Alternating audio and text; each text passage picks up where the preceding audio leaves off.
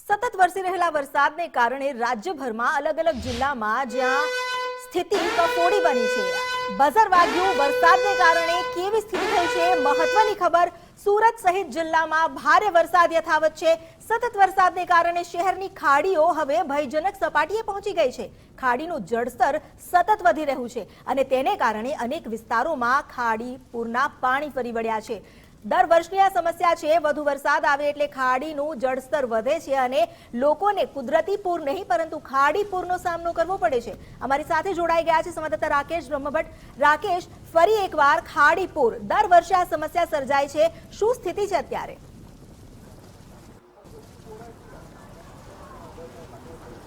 जी बिल्कुल आ प्रथम घटना नहीं परंतु दर वर्षे आ प्रकारनी स्थिति है ते सूरतना लिंबायत विस्तार में सर्जाय है। हाल ज्यां आपणे जे आगळ वधी रह्या छे सूरतनो लिंबायत मीठी खाड़ी विस्तार है कि ज्यां आ प्रमाणेना जे खाड़ी पूरना पाणी है ते समग्र लिंबायत मीठी खाड़ी विस्तार में फरी वळ्या छे। लोको कई हालाकी में अहीं जीवन पसार करी रह्या छे ते प्रकारनी स्थिति अहीं स्पष्टपणे नजरे पड़ी रही है। ज्यां जुओ त्यां पाणी ज पाणी है ते नजरे पड़ी रह्युं छे। लोकोना घरोमां पण छे ते 3 થી 4 ફૂટ सुधीना पाणी भराई जवाना कारणे लोकोए रातोवास करवो पण खूब ज मुश्केल बनी रह्युं छे। हाल गुजरात फर्स्टની टीम फायर विभाग जोड़े हाल रेस्क्यू बोटनी साथे पहोंची छे अने समग्र जे विस्तारनो चितार मेळवવાનો प्रयास छे ते हाल करवामां आवी रह्यो छे। महत्वनुं छे के शहेरनी मुख्य 5 जेटली जे कोयली खाड़ीओ छे ते खाड़ीओ पोताना जे भयजनक सपाटी छे ते वटावी चूकी छे अने तेना कारणे खाड़ीना पाणी छे ते बेक मारवाथी आ प्रकारनी स्थिति छे ते शहेरमां सर्जाय छे। आ सतत आजे चौथो दिवस छे अने शहेरमां जे वरसादी माहोल पण यथावत छे। खास करीने जिल्लानी वात करवामां आवे तो जिल्लामां पड़ी रहेला अविरत वरसादना कारणे जे शहेरभરની જે ખાડીઓ ભયજનક સપાટી વટાવી છે અને તે જ કારણ છે કે ખાડી પૂરની જે સ્થિતિ છે તે સુરત શહેરમાં સર્જાય છે। મુખ્ય માર્ગ કહો કે પછી રસ્તાઓ કે પછી સોસાયટી અને ઘરો કોઈ બાકાત નથી રહ્યું હોય કે ખાડી પૂરના પાણીથી આ તમામ વિસ્તારો પ્રભાવિત થયા હોય।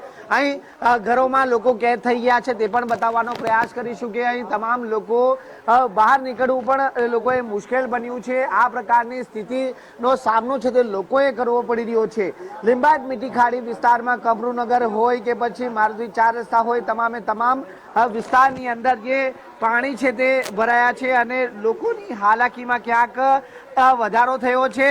સ્થાનિક લોકો જોડે વાત કરવાનો પણ પ્રયાસ કરીશું કે અહીં કઈ પ્રકારની સ્થિતિ છે અને લોકોને કેટલી સમસ્યાનો જે સામનો છે તે કરવો પડી રહ્યો છે। મોડી રાતથી સતત વરસાદ છે તે વરસી રહ્યો છે। અહીંના લોકો જોડે વાત કરવાનો પ્રયાસ કરીશું। जी आपका नाम बताइए। शेख मुश्ताक भाई। किस तरह के हालात है यहाँ पर? भाई रात से पानी बहुत ज्यादा बढ़ रहा है, कम तो हो नहीं रहा है, ऊपर का पानी बहुत गिर रहा है। घरों में कितने फीट पानी भरा है? अभी तो ये समझो 5.5 फुट तो इधर बढ़ गया, ज्यादा और बढ़ रहा है और पानी बढ़ रहा है। कॉर्पोरेशन तरफ से मदद कोई सुविधा नहीं, कोई आता नहीं इधर। अभी ये कुंडी का पानी कितना बढ़ रहा है और ज्यादा। फूड पैकेट वगैरह किसे देने? कोई नहीं, ना दूध ना पैकेट कोई नहीं भाई, कोई कॉर्पोरेटर लोग भी कोई आता नहीं।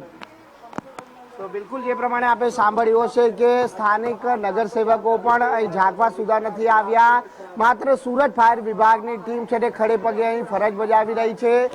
સુરતનો લિંબાયત હોય કે પૂણા કુંભારિયા હોય, સણિયા હેમાદજામ હોય, તમામે તમામ વિસ્તારોની અંદર જે ખાડી પૂરના પાણી છે તે ફરી વળ્યા છે। કેમેરામેનને ફરી એક વખત કહીશ કે અહીં જે દ્રશ્યો બતાવે। जी आपका नाम बताइए। अब्दुल रहीम शेख गुलाम से। बताइए किस तरह के हालात?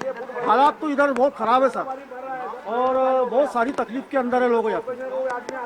लोगों के घरों में कितने फीट पानी भरा है? अभी तो लोगों के घरों में 1-1 फुट जैसा आ गया है रोड के ऊपर। और देखो रोड के ऊपर तो तुम देख ही रहे और घरों के अंदर 1-1 फुट आ गया है पानी।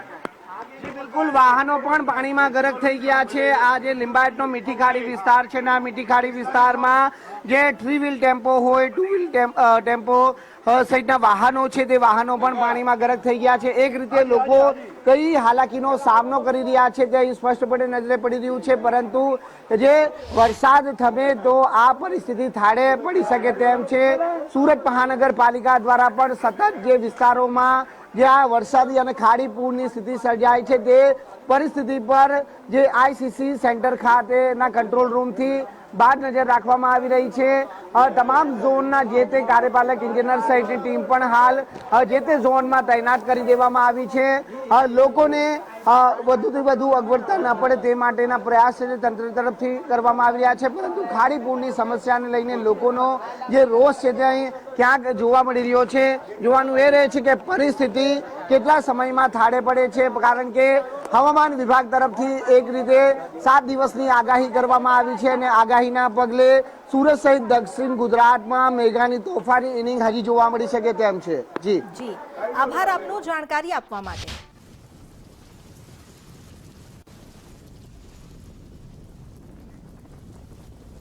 સુરત ગ્રામ્ય વિસ્તારમાં પણ વરસાદી માહોલ યથાવત છે. રાત્રિ દરમિયાન ધોધમાર વરસાદ વરસ્યો.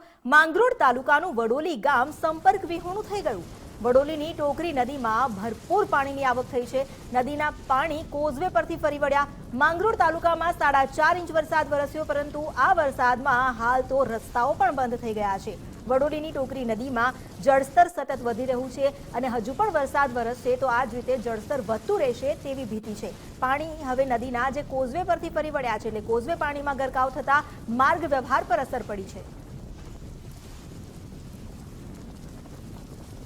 તો સુરતના ગ્રામ્ય વિસ્તારમાં પણ જે આગાહી કરવામાં આવી અંતર્ગત વરસાદ વરસી રહ્યો છે. રાત્રિ દરમિયાન ધોધમાર વરસાદ વરસ્યો. આ ઉપરાંત ઉપરવાસમાં પણ વરસાદ છે, જેથી નદીનું જળસ્તર સતત વધી રહ્યું છે. વડોલીની ટોકરી નદીમાં પાણીની ભરપૂર આવક થતા કાંઠા વિસ્તારમાં આવેલા જે સ્થાન છે તે પાણીમાં ગરકાવ થઈ ગયા.